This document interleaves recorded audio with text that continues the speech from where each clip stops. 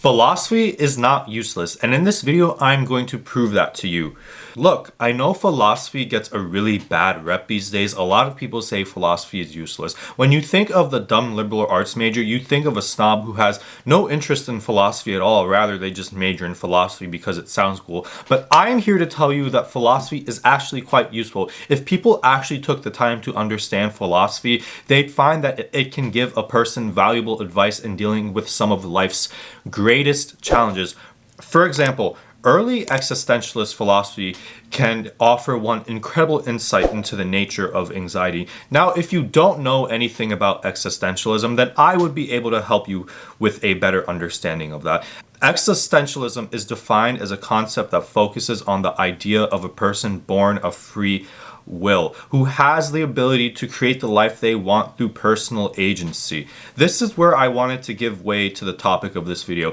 In his book, The Concept of Anxiety, 19th century Danish philosopher Soren Kierkegaard does exactly that. And I will be honest, I have not read this book. However, what I really wanted to pay attention to for this video is a very, very specific quote that he says in that video, because I believe that quote can offer us incredible insight to what anxiety really is and how one can deal with it. Now, I think this video will be a two-part series, so bear with me.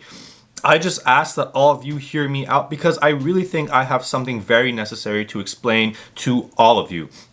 In his book, The Concept of Anxiety, Kierkegaard says that anxiety is as being the dizziness of freedom, the dizzying effect of looking into the boundlessness of one's own possibility. Without anxiety, there would be no possibility and therefore no capacity to grow and develop as a human being.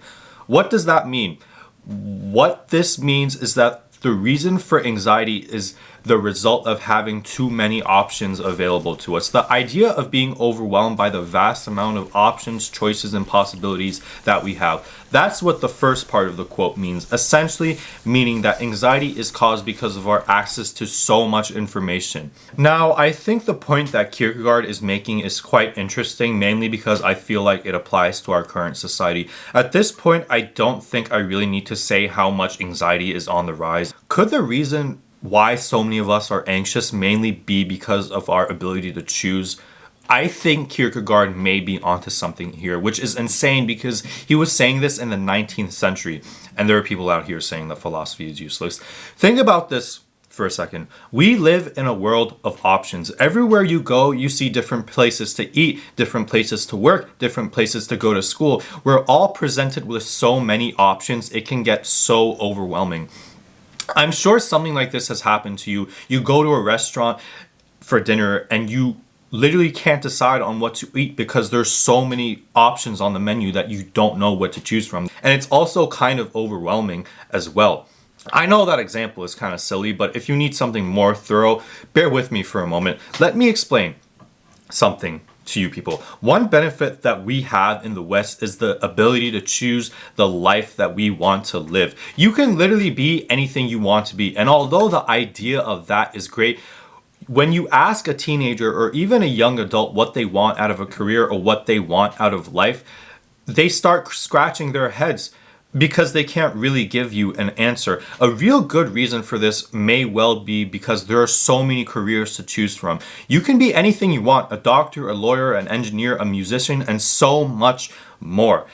As much as that sounds great, it's also really overwhelming. There are so many careers to choose from. How can you choose just one?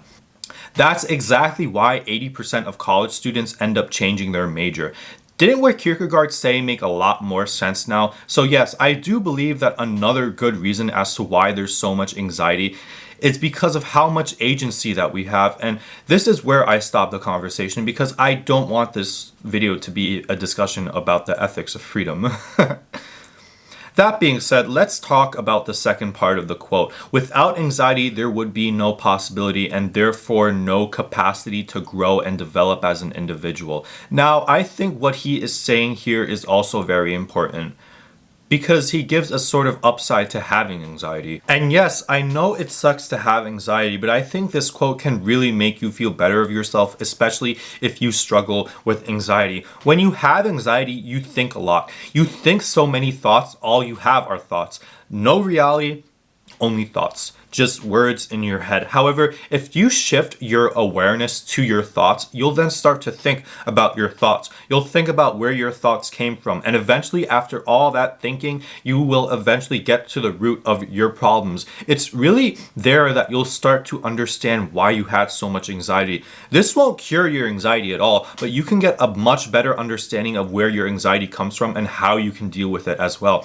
Anxiety can help you grow as a person because it gives you the ability to understand your thoughts and where they come from.